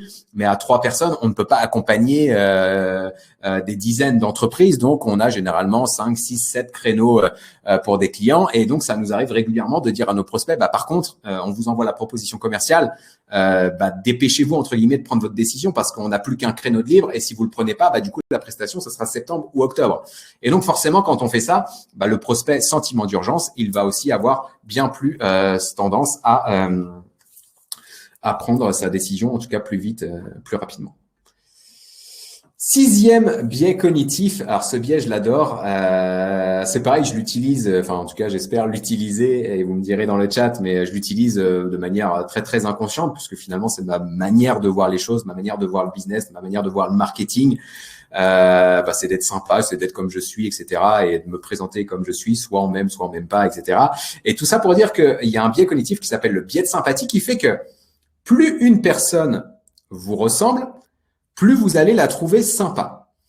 Et si vous trouvez une personne sympa, vous allez avoir un peu plus tendance à lui accorder votre confiance. Et c'est vrai que j'avais fait le test une fois, il y a 6-8 mois maintenant. En fait, j'avais lancé une formation en ligne qui s'appelle la formation Social Selling Pro, que vous pourrez retrouver ou que Sébastien aussi va vous mettre dans le chat si vous souhaitez vous former à LinkedIn, justement, à prospection LinkedIn, etc. Comment trouver des prospects et les prospecter, entrer en contact avec eux et les convertir en clients sur LinkedIn. Sébastien vous mettra le lien dans le chat et on mettra le lien dans la description de la vidéo YouTube. Au moment du lancement de cette formation-là, j'ai refait un webinar 3-4 semaines après et j'avais présenté aussi ce biais cognitif du biais de sympathie. Et il y avait plusieurs clients de la formation Social Selling Pro dans le chat et j'avais présenté le biais de sympathie. Et il y a plusieurs personnes qui ont dit dans le chat, à Clémence qui me dit cette formation est très bien, je recommande. Merci Clémence pour ton retour hyper positif. Et là, pareil, un principe de prof social. Si Clémence a aimé la formation Social Selling Pro et que vous êtes là aujourd'hui dans le chat comme peut l'être Clémence, il y a de fortes chances pour que vous aimiez aussi la formation Social Selling Pro. Bon, je referme la parenthèse du coup parce que je m'égare. Mais au moment de ce webinaire-là, j'avais posé la question dans le chat en présentant le biais de sympathie, en disant si vous êtes là aujourd'hui, c'est sans doute que vous me trouvez sympa et peut-être même que vous avez acheté la formation Social Selling Pro uniquement parce que vous m'avez trouvé sympa. Et il y avait plusieurs personnes dans le chat qui avaient dit ouais, c'est vrai, maintenant que tu le dis, en fait, on a acheté la formation parce qu'on t'aime bien et donc on te fait confiance et donc comme on te trouve sympa, on est quasiment sûr que la formation va être bien. Et en fait, il n'y a pas vraiment de lien de cause à effet. Je peux être très sympa et je peux être une buse dans mon domaine d'activité. Je vous laisserai juger en prenant la formation Social Selling Pro. Mais voilà, il n'y a pas de lien de cause à effet. Mais notre cerveau, le système 1, la partie feignante de notre cerveau, se dit si cette personne me ressemble, elle est sympa, et si elle est sympa, je lui fais confiance. Et ça, vous pouvez l'utiliser justement dans votre stratégie marketing et commerciale. Voici 2 applications concrètes du biais de sympathie que vous pouvez tester dès à présent. La première astuce, elle est finalement hyper cohérente, c'est d'investir dans le marketing d'influence. Pourquoi ça fonctionne tellement de faire appel à des influenceurs pour vendre des produits, pour vendre ses produits et services? C'est pour la raison de ce biais de sympathie. Si vous suivez des influenceurs sur Internet, si vous y réfléchissez bien, c'est parce que ces personnes vous ressemblent d'une manière ou d'une autre. Pas physiquement, mais dans leur manière de parler, dans leurs valeurs, peut-être dans leur histoire, dans leur caractère. Il y a des choses très inconscientes qui se passent. Mais les influenceurs que vous suivez, vous les trouvez sympas. Pourquoi? Parce qu'ils vous ressemblent. Et comme vous les trouvez sympas, vous leur faites bien plus volontiers confiance. Et donc, quand ils vont vous parler d'un produit ou d'un service, vous allez vous dire, si lui qui me ressemble et que je trouve sympa en parle, je peux avoir confiance et donc vous allez bien plus volontiers aller voir ce produit et service. Et si vous avez le choix entre 2 produits, vous allez choisir le produit présenté par votre influenceur préféré parce que c'est le biais de sympathie qui aura fait son œuvre. Donc là, c'est pareil. Sébastien dans le chat va vous mettre le lien vers la vidéo. J'ai fait une vidéo YouTube que vous avez en capture d'écran, comment les influenceurs nous manipulent. Dans cette vidéo, j'explique justement comment les influenceurs parviennent à proposer efficacement des produits et des services et surtout comment vous, en tant que marque, vous pouvez utiliser l'influence marketing pour générer des résultats. La deuxième application de ce biais de sympathie, c'est plus valable pour les commerciaux, du coup, quand vous faites de la prospection commerciale, c'est de dire asseyez-vous à côté de votre prospect plutôt que de vous asseoir en face. C'est vraiment une image, surtout dans le contexte dans lequel on est, on n'a pas de proximité, il faut la distanciation sociale. L'idée, c'est pas de vous dire je prends une chaise et je vais m'asseoir à côté de mon prospect. Ça ferait bizarre si vous faites ça en rendez-vous commercial. Mais l'idée, c'est plus de vous dire positionnez-vous dans la même équipe que votre prospect plutôt que dans l'équipe adverse finalement. Vous devez faire comprendre à votre prospect que vous êtes dans la même équipe, que vous avez les mêmes objectifs et que vous avez limite la même raison d'être finalement, que la raison d'être de votre entreprise, le why de votre entreprise, c'est le même why que l'entreprise de votre prospect finalement. Et si vous faites ça, vous allez vous positionner dans la même équipe que votre prospect et donc votre prospect va vous trouver sympa puisque vous êtes dans la même équipe. Et comme il va vous trouver sympa, il aura bien plus tendance à vous accorder sa confiance. Si vous vous intéressez au foot, et c'est vrai que c'est un exemple que je prends souvent, mais que je trouve ultra parlant, si vous vous intéressez au foot, et notamment si vous regardez le foot espagnol, vous allez regarder un match Real Madrid-Barcelone, vous allez voir 11 Espagnols contre 11 Espagnols, et vous allez vous voir, pendant 90 minutes, ils se traitent de tous les noms, ils se mettent des gros tacles, ils se blessent, ils se crachent dessus, même parfois. Enfin bref, c'est hyper tendu. Parce qu'il y a 11 Espagnols dans l'équipe du Real et il y a 11 Espagnols dans l'équipe de Barcelone. Ils ne sont pas dans la même équipe et pire, ils sont dans 2 équipes qui ne s'apprécient pas historiquement.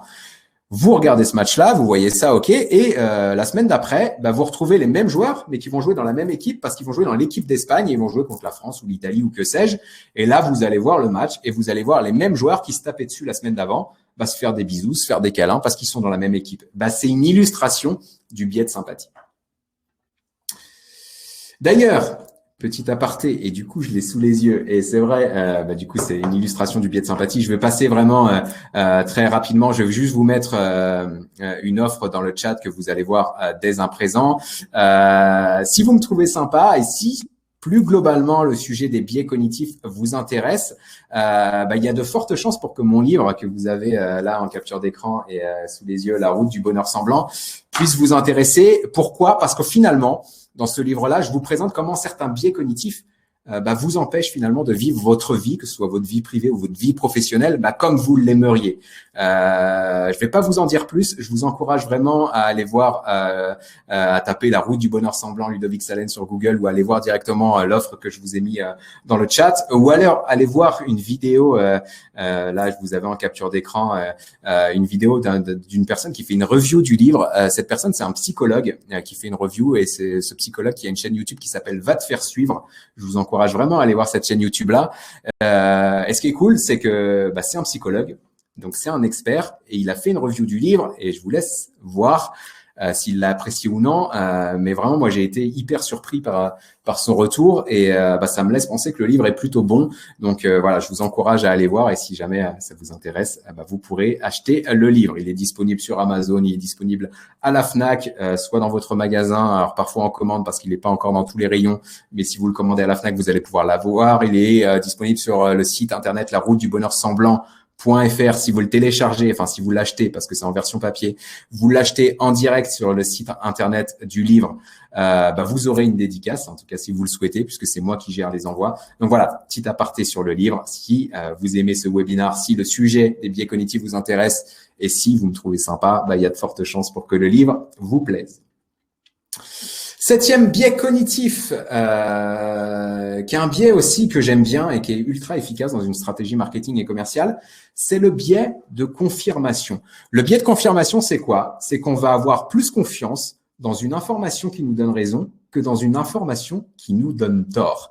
Et ça, croyez-moi, ça biaise beaucoup de nos réflexions et ça biaise beaucoup de nos décisions.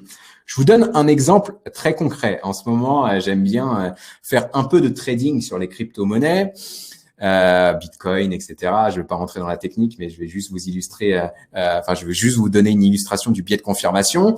Et sur le marché des crypto-monnaies, le marché parfois monte, parfois le marché descend, et on peut faire certaines analyses et on peut en déduire à partir de ces analyses-là si le marché va plutôt monter ou descendre. Donc moi, parfois, je fais mes analyses. Des fois, j'en déduis que le marché va monter ou que parfois il va descendre.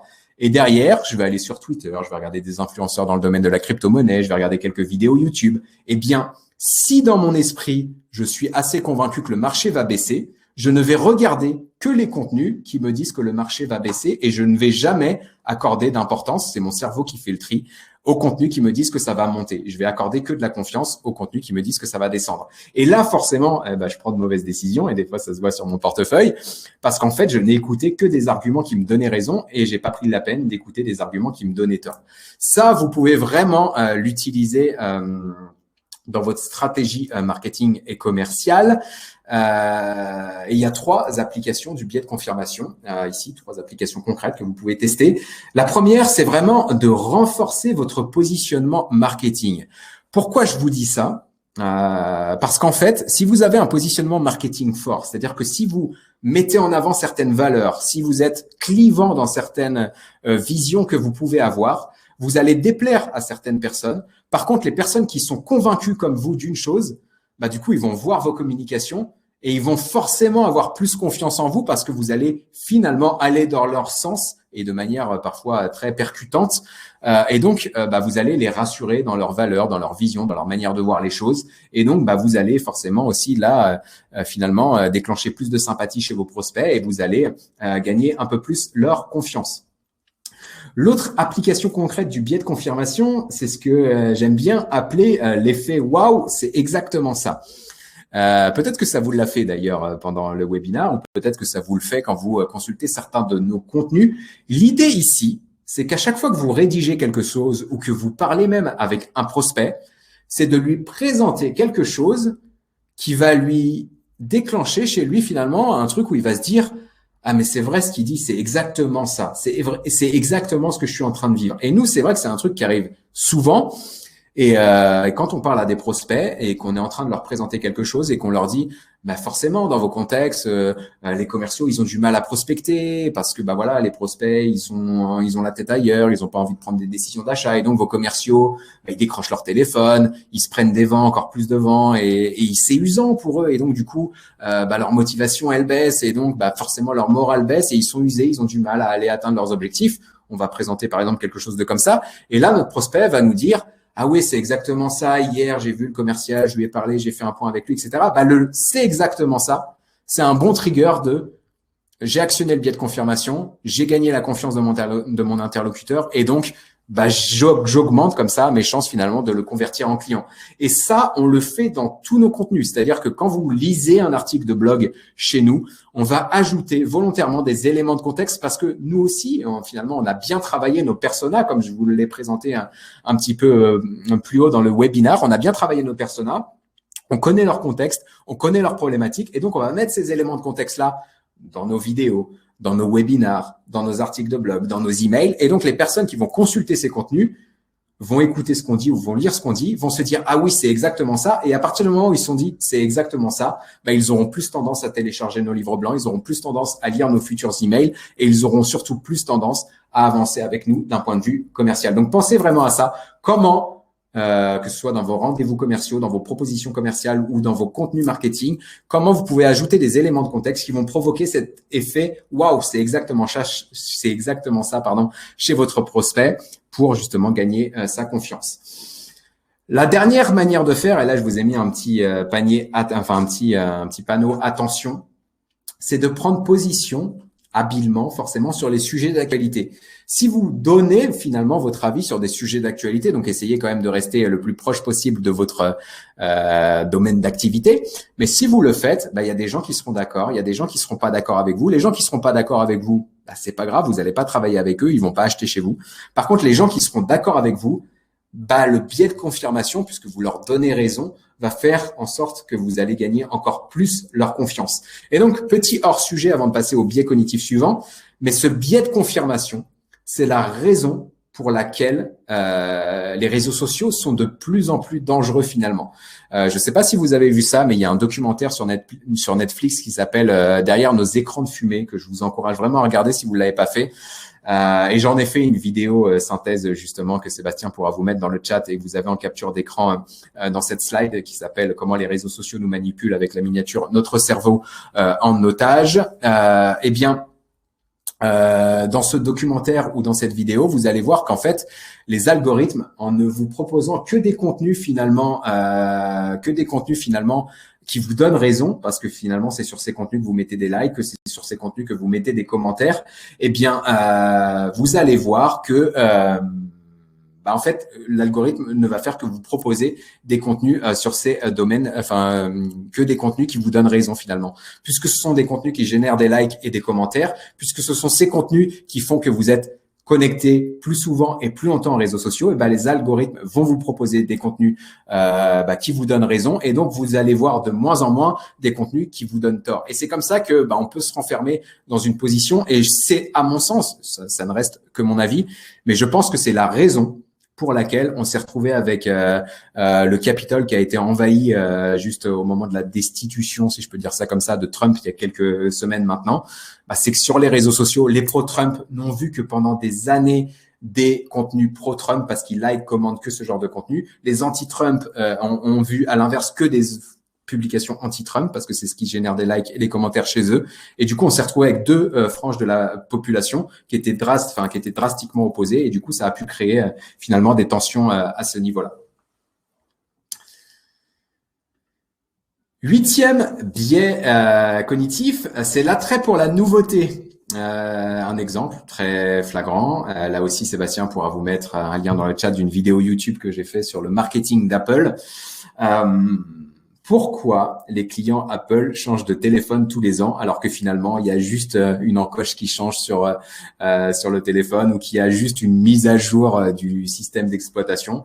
Eh bien, c'est exactement, finalement, enfin, en tout cas, c'est en partie pour ce biais cognitif de l'attrait pour la nouveauté. 3 applications concrètes du biais de nouveauté que vous pouvez tester. Bah forcément, le premier, je passe rapidement parce que c'est du bon sens. Sortez de nouveaux produits et services. Si vous sortez de nouveaux produits et services et que vous contactez notamment vos clients qui n'ont pas acheté depuis un certain temps, qui sont des clients dormants, etc., pour leur dire on a un nouveau truc qui devrait vous plaire par rapport à ce que vous aviez acheté avant, vous actionnez le biais de nouveauté et donc vous allez pouvoir attirer leur attention. Pensez aussi à mettre à jour vos contenus et faites-le savoir. Ça, c'est un truc qui fonctionne hyper bien. Si vous faites des livres blancs, vous le mettez à jour 6 mois, 1 an plus tard, bah, pensez bien à envoyer un email aux personnes qui ont téléchargé le livre blanc avant parce que quasiment, enfin 100% du temps, c'est un peu trop, mais en tout cas, la majorité du temps, les gens qui ont téléchargé le livre blanc il y a quelques temps téléchargeront la mise à jour justement par ce biais de nouveauté. Donc, pensez à mettre à jour vos contenus, pensez à communiquer dans votre newsletter, par email ou même par téléphone qu'il y a des nouveautés dans vos contenus. Vous allez comme ça pouvoir susciter plus d'engagement. La dernière astuce pour actionner ce biais de nouveauté, c'est d'améliorer vos produits et vos services, même peut-être juste la manière de présenter vos produits et services, mais en suivant les feedbacks clients. Vos clients vont vous dire, bah tiens, comme on a pu le voir peut-être tout à l'heure dans le chat, ou l'avis Amazon négatif, par exemple, que j'ai pu avoir sur le fait qu'il y avait peut-être un peu trop de teasing dans mon livre. Bah du coup, si je prenais en compte cette indication-là et que dans quelques mois, je fais une mise à jour de mon livre avec un peu moins de teasing et que je vais voir cette personne en lui disant, bah tiens, tu vas être content, il y a une mise à jour du livre avec un peu plus de contenu et en plus, il y a moins de teasing, bah, je vais susciter forcément son intérêt parce que j'ai pris en compte son feedback et je lui propose une nouvelle chose. Et donc, quand vous faites ça, quand vous prenez en compte finalement l'avis de vos clients, de vos prospects dans vos process, dans la manière de communiquer ou dans vos produits et services, vous allez actionner un autre biais cognitif qui s'appelle l'effet IKEA. L'effet IKEA, c'est quoi ? C'est et ça, vous allez le voir forcément. Quand vous montez une armoire Ikea, ça vous a tellement demandé d'énergie et vous l'avez montée vous-même surtout que en fait vous allez accorder plus de valeur à votre armoire que ce qu'elle ne vaut finalement réellement. Eh bien, c'est ce que vous devez aussi finalement réussir à intégrer dans votre stratégie marketing et commerciale. C'est-à-dire que si vous arrivez à intégrer vos prospects ou vos clients dans vos process de création, que ce soit communication, produits ou services, et que vous leur faites bien savoir, eh bien en fait, ils accorderont plus de valeur à vos contenus, produits ou services parce qu'ils ont eu un impact, ils ont joué un rôle dedans, ils ont participé à sa construction. Et donc, vous allez actionner cet effet IKEA. Donc voilà, je vous encourage vraiment à essayer. Et ça, c'est vraiment quelque chose d'hyper simple à faire quand vous parlez à vos clients. C'est comment on pourrait améliorer nos process, comment on pourrait améliorer le service après-vente, comment on pourrait améliorer nos produits et services. Et prenez bien en compte leur retour et vous actionnerez ainsi le biais de nouveauté et l'effet IKEA. 9e, avant-dernier biais cognitif, le principe d'autorité. Le principe d'autorité, c'est quoi ? C'est la force de l'uniforme. L'idée, c'est de dire que une personne qui a une certaine expertise, une certaine autorité, on va avoir plus tendance à lui accorder notre confiance. C'est ce que, et je crois que j'en parle dans la slide juste d'après. Non, je l'ai pas mis, je l'ai enlevé, mais du coup, je vais vous le présenter ici. C'est ce qu'Emmanuel Macron, sans vouloir faire de politique, fait très bien depuis le début de cette crise Covid-19 en vous disant, quand il vous présente les mesures qu'il a prises, etc., en vous disant, c'est le conseil scientifique, c'est les médecins, c'est l'autorité médecine qui a réfléchi et qui a décidé d'eux. Et comme nous, finalement, les médecins, c'est une autorité pour nous, on aura plus tendance à accorder notre confiance dans les décisions qui sont prises en se disant, si c'est l'autorité médecine qui a pris les décisions, on va au moins leur accorder le bénéfice du doute et on va leur accorder notre confiance et on va faire ce qui a été décidé. Donc voilà, ça c'est une manière, c'est Emmanuel Macron qui utilise ça dans certains de ses discours avec la crise de la Covid-19, mais ça, vous pouvez très bien l'intégrer dans votre stratégie marketing et commerciale. La première manière de faire, c'est de soigner votre personal branding sur les réseaux sociaux. Essayez d'être positionné finalement comme un expert de votre domaine d'activité, un expert visible de votre domaine d'activité sur les réseaux sociaux. Optimisez votre profil LinkedIn, optimisez forcément la page de votre équipe sur votre site internet. Pensez à partager du contenu de qualité. Si vous partagez du contenu de qualité régulièrement sur Internet, vous allez entrer dans la tête des gens comme un expert de votre domaine d'activité et vous allez ainsi actionner le principe d'autorité. Si vous êtes présent dans des classements d'experts, d'influenceurs, de professionnels de votre domaine d'activité, pensez à l'afficher là aussi sur votre site Internet, sur vos réseaux sociaux, parce que c'est une bonne preuve. C'est une bonne manière d'actionner le principe d'autorité. Mettez d'ailleurs en avant des labels, des récompenses, des certifications. Si vos produits sont certifiés Intel, s'ils sont labellisés truc, si vous avez obtenu, je sais pas, la récompense de l'innovation de machin ou telle récompense de la qualité de truc, pensez à le mettre sur votre site Internet, pensez à le mettre dans vos emails, pensez à le mettre sur vos réseaux sociaux, parce que c'est une bonne manière finalement d'actionner ce principe d'autorité. Je vous ai mis le petit logo vu à la télé. C'est des trucs qu'on voit souvent. Si vous allez dans un supermarché, vous allez dans un magasin, vous regardez quelques produits, bien souvent, vous allez voir un truc sur lequel ça va être écrit « vu à la télé ». Je pense que ça fonctionne de moins en moins bien. N'hésitez pas à me le dire dans le chat ou en commentaire sur YouTube. Mais l'idée de ça, c'est de dire puisque ça a été vu à la télé, l'autorité télé préconise mon produit. En gros, j'actionne le principe d'autorité et vous allez l'acheter juste parce que la télé a dit que c'était bien. On est, je pense, moins dupe maintenant parce qu'on sait que ces campagnes télé s'achètent bien souvent. Mais c'est pareil pour les labels produits de l'année qui s'achètent aussi, élus produits de l'année ou je sais pas quoi. Voilà, c'est une bonne manière d'actionner le principe d'autorité. Alors que derrière, finalement, j'ai investi pour participer à un concours et voilà, j'ai payé entre guillemets mon label. Pensez aussi à organiser des opérations de co-marketing. Ça, c'est un truc que j'aime bien faire et c'est un truc notamment que je fais dans mon podcast. C'est-à-dire quand je fais un podcast avec Victor Ferry, qui est expert de la rhétorique, finalement, je vais faire de l'emprunt d'autorité. En discutant avec lui sur ce sujet-là, je vais emprunter son autorité d'expert en me mettant au même niveau que lui sur ces sujets-là. Et donc, je vais actionner le principe d'autorité sur le sujet de la rhétorique auprès finalement des auditeurs, alors que je suis nettement moins expert que lui et que c'est même pas mon domaine d'activité, mon domaine d'expertise principal. Mais voilà, j'arrive à me positionner comme entre guillemets, alors pas un expert, mais comme quelqu'un qui s'y connaît en rhétorique ou en économie comportementale, juste parce que j'ai invité une personne sur ce sujet-là. Idem, j'avais fait un podcast sur le storytelling. Le storytelling, c'est pas mon cœur d'activité, mais en discutant avec cet expert du storytelling, en fait, j'ai emprunté son autorité d'expert et j'ai pu la déverser entre guillemets sur les auditeurs du podcast en actionnant justement ce principe d'autorité. Donc, faites des vidéos avec des experts de domaine d'activité si vous le pouvez. S'il y a des influenceurs dans votre domaine d'activité, pensez à les intégrer dans vos contenus ou pensez à essayer de faire des contenus chez eux parce que ça va être une bonne manière d'emprunter leur autorité. Donc voilà, vous allez actionner de cette manière le principe d'autorité et donc vous allez gagner bien plus volontiers finalement l'attention et surtout la confiance de vos prospects. Dernier biais cognitif, à moins qu'il y ait un bonus après, c'est possible pour toutes les personnes qui sont encore là, mais en tout cas, officiellement, dernier biais cognitif, et on va passer rapidement sur celui-ci parce que vous le connaissez sans doute, c'est l'aversion à la perte. L'aversion à la perte, on peut le retrouver pas mal en ce moment. Et je m'étais fait la réflexion, notamment parce que j'ai été une de ces personnes que je vous décris ci-dessous. Mais je trouve ça hallucinant, le nombre de personnes qui disent ah mais j'aimerais trop aller au restaurant, ou j'aimerais trop aller boire un verre, ou j'aimerais trop aller au théâtre, ou j'aimerais trop partir dans tel pays, ou je sais pas quoi. Et en fait, ces personnes-là, elles disent ça, alors qu'en temps normal, elles le font pas. Elles ne vont pas au restaurant, elles ne vont pas boire de verre, ou en tout cas, voilà, pour l'exemple du théâtre, elles ne vont jamais au théâtre. Mais là, maintenant qu'on peut plus y aller, aversion à la perte, j'ai envie d'aller au théâtre. Et voilà, donc voilà, on a une illustration là vraiment dans notre quotidien aujourd'hui de l'aversion à la perte. Le nombre de personnes qui veulent aller au théâtre en ce moment alors qu'ils n'y vont jamais en temps normal et sans doute qu'ils n'iront jamais ou pas plus en tout cas à la fin des restrictions liées à la Covid-19.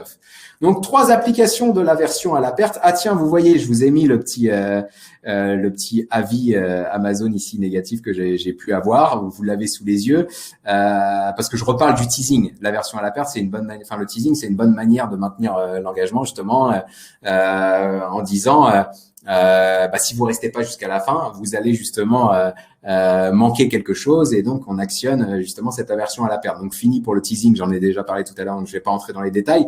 2 autres manières finalement de actionner l'aversion à la perte chez vos prospects et chez clients, c'est chez vos prospects et vos clients, oui, c'est notamment d'utiliser l'argument de la concurrence. Ça, c'est un truc qui fonctionne hyper bien, que j'aime bien aussi utiliser dans mes contenus et bien souvent dans mes emails. Mais quand je vais proposer une nouvelle technique, une nouvelle astuce ou un nouvel outil, je vais bien souvent dire dans mon email, voici un nouvel outil. Aujourd'hui, personne ne l'utilise. Mais attention, si vous ne l'utilisez pas, vos concurrents, eux, vont le faire un peu plus tard. Et donc, vous allez perdre un avantage concurrentiel. Et là, j'actionne cette aversion à la perte. Attention, si vous le faites pas, si vous profitez pas de cette opportunité, non seulement vous allez la perdre, puisqu'il sera trop tard quand vous allez arriver sur ce nouvel outil ou cette nouvelle technique, mais en plus, votre concurrent lui, aura pris l'opportunité et donc, entre guillemets, il vous l'aura pris à vous, quoi. Et donc, on actionne l'aversion à la perte de cette manière-là. Donc, c'est une bonne manière dans vos contenus marketing de dire, voilà, si vous le faites pas, grosso modo, si vous consultez pas ce tel truc, vos concurrents le feront. C'est une bonne manière de faire. Et d'un point de vue prospection commerciale, quand vous parlez avec vos prospects, de rappeler à vos prospects que vous avez telle entreprise et telle entreprise dans le même domaine d'activité qui bossent avec vous, qui ont bossé avec un de vos concurrents, qui ont mis en place tel produit ou telle action, etc. C'est une bonne manière justement d'actionner l'aversion à la perte. La deuxième chose que vous pouvez tester ici, c'est la gamification dans votre expérience client. L'idée, c'est de faire en sorte que vos clients, plus ils sont clients, ils gagnent des choses. Et donc, s'ils ne sont plus clients demain, ils risquent de tout perdre. Je vais vous donner un exemple très très concret. Ici, quelque chose qui fonctionne hyper bien, c'est Netflix, Apple, Deezer, Spotify qui utilisent très bien ça. Si vous êtes client Netflix ou Spotify aujourd'hui, vous utilisez la plateforme, vous avez commencé à avoir des suggestions qui vous ressemblent en fonction de vos différents comportements. Vous avez des playlists que vous avez créées avec telle chanson, tel thème, telle ambiance, etc. Donc, vous vous êtes créé des playlists. Eh bien, demain, si vous résiliez votre abonnement Spotify, vous perdez vos playlists. Et donc, cette aversion à la perte fait que vous gardez votre abonnement Spotify pendant des mois, voire des années, même si vous l'écoutez que 2 fois par mois.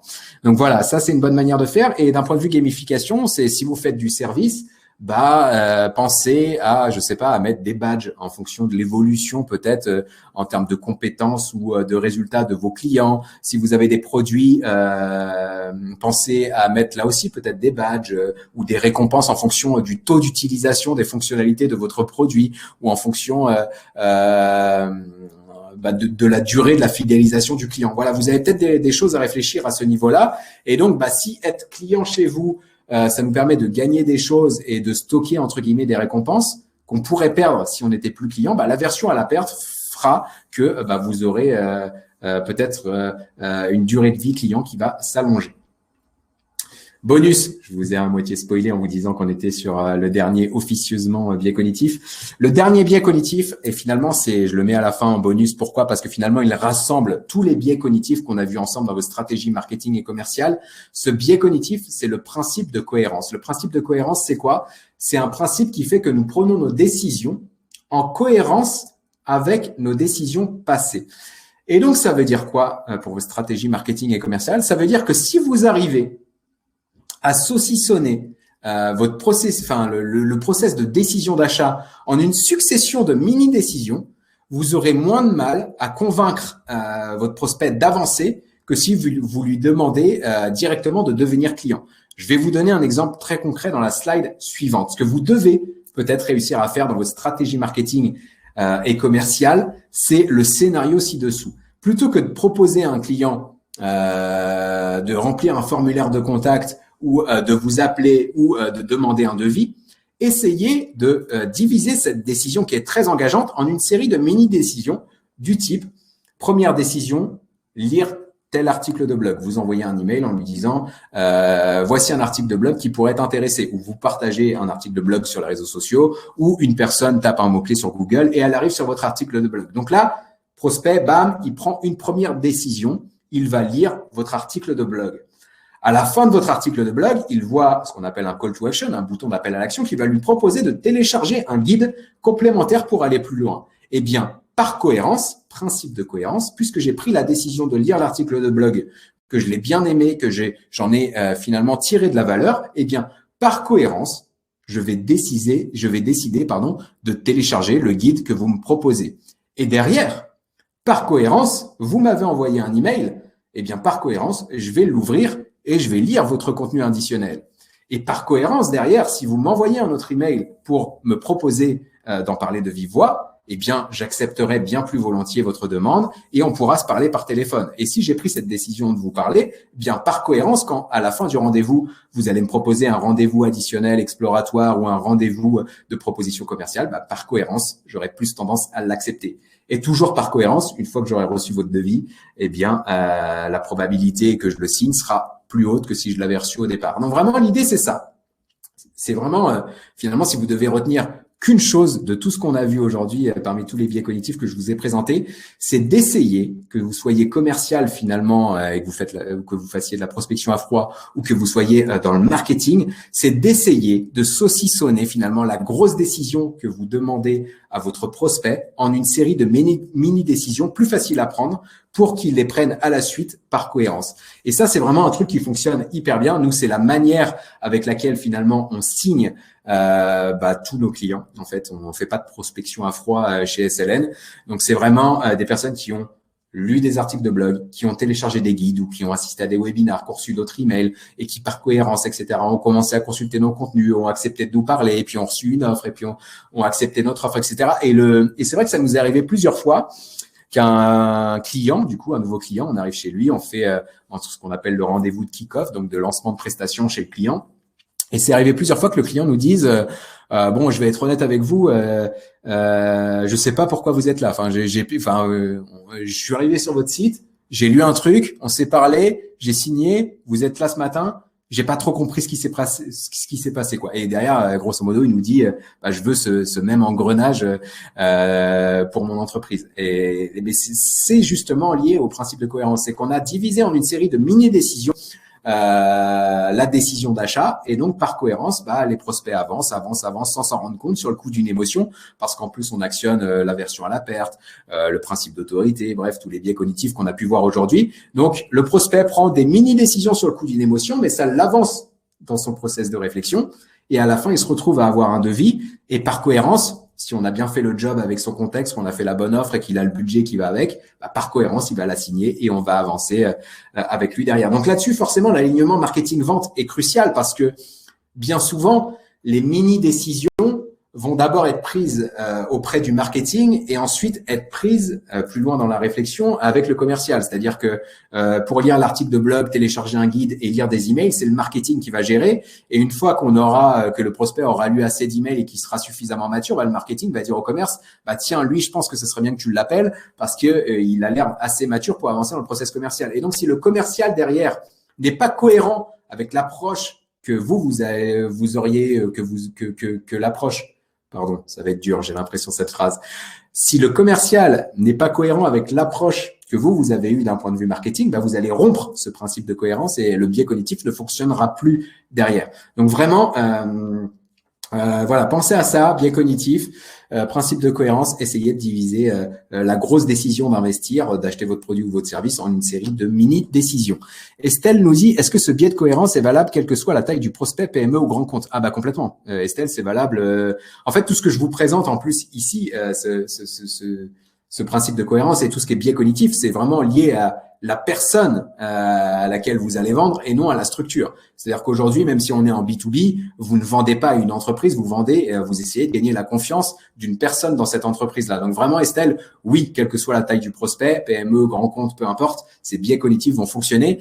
Même si, j'entends peut-être la question, Estelle, qui est de dans les grosses entreprises, peut-être qu'il y a plusieurs personnes qui interviennent dans le process de décision. Effectivement, il va falloir utiliser les biais cognitifs sur chacune de ces personnes. Enfin, en tout cas, je dis il va falloir, c'est pas une obligation, mais c'est une bonne manière en tout cas d'améliorer vos performances. Voilà, j'en ai fini avec les biais cognitifs. Je vous en ai présenté 10. Je vous ai présenté une série d'actions que vous pouvez tester, expérimenter pour essayer d'attirer plus de prospects, attirer leur attention, retenir leur attention et surtout les persuader de signer plus vite et plus souvent. Désormais, je vais prendre juste 5 minutes, je pense 4 minutes pour finir à 12h30 ici et pour que la vidéo YouTube ne soit pas trop longue pour parler de ce que nous, on peut vous proposer chez SLN. Sébastien va vous mettre quelques liens au fil de ma présentation. Donc, je vais parler de nous, de nos produits, de nos services. Si ça ne vous intéresse pas, vous pouvez partir. En tout cas, merci d'être resté jusqu'au bout. C'était vraiment très plaisant de vous avoir si nombreux jusqu'à la fin. J'espère que le webinaire vous a plu. N'hésitez pas à me donner votre retour, que ce soit sur un message privé sur LinkedIn, par email, ou n'hésitez pas à mettre des publications sur les réseaux sociaux ou en commentaire de mes publications sur les réseaux sociaux si vous avez apprécié. Ça actionnera le principe de preuve sociale. Ça permettra effectivement d'attirer plus de monde dans les prochains webinaires et de rendre aussi plus visibles nos contenus si vous pensez qu'ils peuvent apporter de la valeur. Donc voilà. Donc chez SLN, comme je vous le disais en introduction, on accompagne nos clients du visiteur finalement au chiffre d'affaires. Ça veut dire quoi? C'est qu'on va mettre en place une stratégie qui va vous permettre d'attirer des visiteurs qualifiés sur votre site internet, de les convertir en leads, ce qu'on appelle en leads qualifiés et matures, d'amener justement ces leads générés sur internet à maturité pour qu'ils soient prêts à parler à un commercial, pour que le commercial puisse convertir ces leads en clients. Donc en fait, il y a deux étapes dans les prestations et dans les stratégies qu'on met en place chez nos clients. La première étape, c'est d'attirer des visiteurs et de les convertir en leads. Et la deuxième étape, c'est d'amener ces leads à maturité pour les transmettre aux commerciaux, pour que les commerciaux puissent convertir ces leads en clients. Donc vraiment, ce qu'on fait avec les stratégies qu'on met en place, c'est vraiment de générer des prospects qualifiés et matures pour les commerciaux et pour que les commerciaux finalement n'aient à traiter, et ça va pas leur demander moins de temps, mais n'aient à traiter que des prospects avec du potentiel, et donc qu'ils puissent justement avoir une approche commerciale qui soit peut-être plus contextualisée, plus personnalisée, justement pour convaincre plus souvent les prospects de devenir clients. Pour mettre en place ces stratégies, on est conscient que c'est une marche qui est très haute. On passe pas de rien à ça du jour au lendemain. On a plusieurs prestations en fonction de votre typologie. Si vous vous rappelez ce qu'on a vu en début de webinaire, en début de vidéo, quand je vous parlais du paradoxe du choix, on a divisé finalement nos prestations en 3 objectifs, en 3 contextes différents, justement parce qu'on s'est rendu compte qu'il y avait finalement 3 types d'entreprises avec lesquelles on travaillait aujourd'hui, et donc il y avait 3 niveaux de produits qui étaient pertinents pour ces entreprises. Il y a les entreprises qui partent de zéro, qui n'en sont à peine qu'à tester des choses et qui ne sont même pas sûrs que le marketing digital ou la prospection digitale pourrait fonctionner pour eux. Là-dessus, on a une nature, finalement, une typologie de service qui est la formation. Soit la formation en ligne, comme on peut l'avoir avec la formation Social Selling Pro. La formation Social Selling Pro, c'est une bonne manière finalement de commencer à travailler avec SLN. Pourquoi? Parce que dans cette formation, on va vous présenter comment identifier des prospects qualifiés, comment les trouver sur LinkedIn, comment entrer en contact avec eux et comment les convertir en clients. Et là, vous allez avoir une bonne base finalement de ce qu'est le marketing digital, de ce qu'est la génération de leads et de ce qu'est la gestion de leads. Et derrière, vous serez capable de répliquer ce que vous allez avoir fait sur LinkedIn, sur votre site internet et sur internet en général. Donc, la formation Social Selling Pro, c'est une bonne manière finalement de commencer à travailler avec nous et de voir en tout cas comment vous pouvez mettre en place des choses, de vous former, d'avoir un niveau de maturité suffisant pour générer les résultats que vous souhaitez générer. On a de la formation en ligne, on a aussi de la formation en présentiel ou en visio, qui sont finançables de tout un tas de manières, et Sébastien pourra vous présenter tout ça s'il met un lien de rendez-vous vers son agenda. Vous allez pouvoir prendre un rendez-vous de 15-30 minutes avec lui pour discuter de votre besoin. Mais si vous avez un besoin en formation, nos formations sont finançables par les OPCO, sont finançables aussi par le gouvernement, entre guillemets, avec tout ce qui se passe aujourd'hui, avec le chômage partiel, etc. Il y a ce qu'on appelle le FNE, je crois. Sébastien connaît mieux ça que moi. Mais grosso modo, ça vous permet de financer tout ou partie de vos formations. Donc voilà, il y a des possibilités de travailler avec nous d'un point de vue formation, que ce soit des formations sur l'inbound marketing, sur la génération de leads, sur la prospection sur les réseaux sociaux, la formation email, bref, des formations sur tous les sujets. Et donc voilà, donc ça c'est pour l'aspect 1, l'aspect formation. À côté de ça, il y a des entreprises qui ont passé ce cap de je teste des choses et je valide le potentiel du marketing digital. Il y a des boîtes qui ont bien compris que prospecter sur Internet ou que de générer des prospects sur Internet, de la génération de leads, ça fonctionnait, mais eux n'y arrivent pas en interne. C'est-à-dire qu'ils mettent en place des actions, mais ils n'ont pas forcément la bonne stratégie, ils n'ont pas forcément le sens aussi des priorités, il leur manque aussi parfois quelques compétences pour générer un retour sur investissement qui soit optimal. Pour ces entreprises-là, on a un truc qui fonctionne hyper bien et c'est quasiment ce qu'on vend à 80% depuis le Covid, c'est ce qu'on appelle le visio coaching. Sébastien vous a mis le lien dans le chat et pourra vous le remettre. Les visio coaching, c'est quoi? C'est généralement d'une durée de 8 à 12 semaines pendant lesquelles on va faire une visio par semaine d'1 h 30 à 2 heures selon les problématiques et les contextes et les entreprises autour d'une thématique clé chaque semaine. Et en fait, vous allez chaque semaine mettre en place des actions dans l'ordre qui vont vous permettre à l'issue des 8 à 12 semaines d'avoir une stratégie de marketing et de prospection digitale qui soit cohérente pour atteindre vos objectifs. Mais en plus, au bout de ces 8 à 12 semaines-là, vous allez mettre en place des actions qui vont générer des résultats pendant ces 8 à 12 semaines-là. On a actuellement, alors je vous disais, nous, on peut pas gérer 10, 15 clients à chaque fois. Donc là, on a actuellement, je crois, en visio coaching, 6 ou 7 clients qui tournent, avec lesquels on avance. Et il y en a avec lesquels on est au tout début, mais il y en a qui sont à la fin, qui ont mis en place des actions au bout de la 2 semaines, 3, semaine 4, et qui ont déjà plus que rentabilisé leur accompagnement puisqu'ils ont généré des prospects, des propositions commerciales et il y a même des clients qui ont signé de nouveaux clients pendant le visio coaching. Donc ça, c'est vraiment la deuxième brique de notre accompagnement pour les boîtes qui ont tenté des choses, qui savent qu'il y a un potentiel mais qui ne voient pas comment mieux s'organiser et quelles compétences acquérir pour aller plus loin et générer un meilleur retour sur investissement. Et puis, pour finir sur nos accompagnements, on a le workshop, qui est l'étape, entre guillemets, l'accompagnement le plus global que nous puissions avoir chez SLN.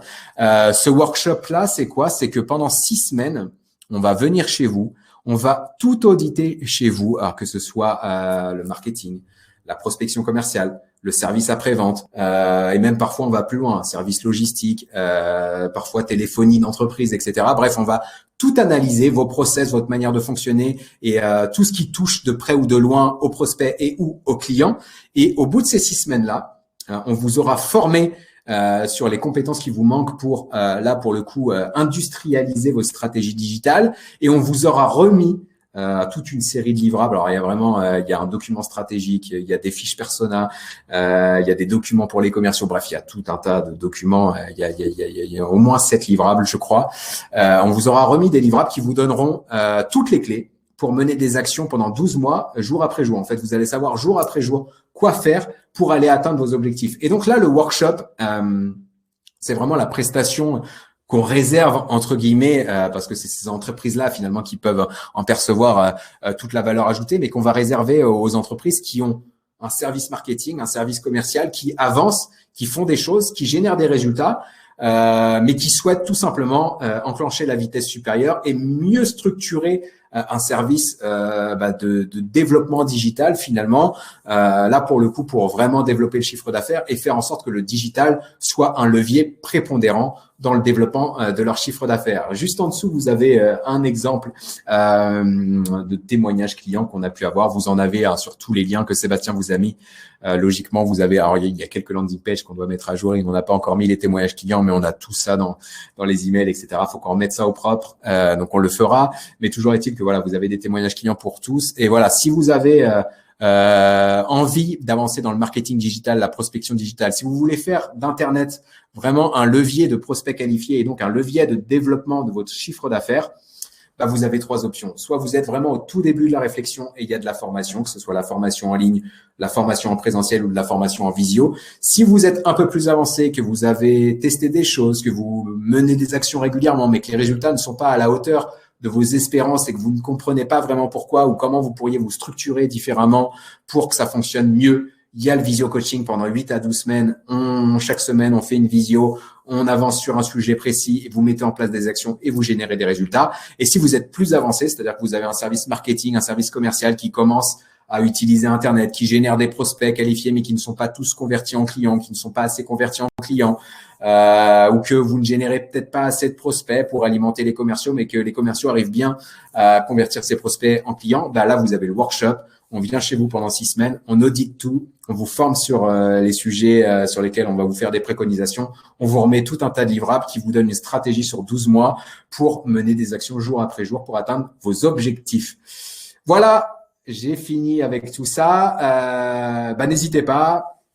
Si vous avez aimé le webinaire, que vous n'êtes pas encore inscrit à la newsletter, pensez à vous inscrire à la newsletter. Du coup, vous ne manquerez pas les suivants. Si vous voulez voir le replay, il sera disponible alors dans quelques jours sur la chaîne YouTube. Donc, pensez à vous abonner à la chaîne YouTube pour ne pas le manquer. Si vous êtes déjà sur YouTube parce que vous regardez cette vidéo sur cette plateforme, pensez à laisser un commentaire ou à vous abonner à la chaîne pour ne pas manquer les prochaines vidéo. Et maintenant, si vous avez des questions, réponses, je peux y répondre. Et si vous n'en avez pas, j'ai le ventre creux et j'irai bien déjeuner. Donc voilà, en tout cas, merci à vous pour votre attention. Merci encore pour tous ceux qui sont encore là en cette fin de vidéo. C'est top de vous voir si nombreux à la fin. Et j'espère que tout ça vous aura plu. N'hésitez pas à me le faire savoir d'une manière ou d'une autre. Un petit pouce, un petit commentaire, un petit abonnement qui nous permettra d'être plus visible à l'avenir. Et puis voilà.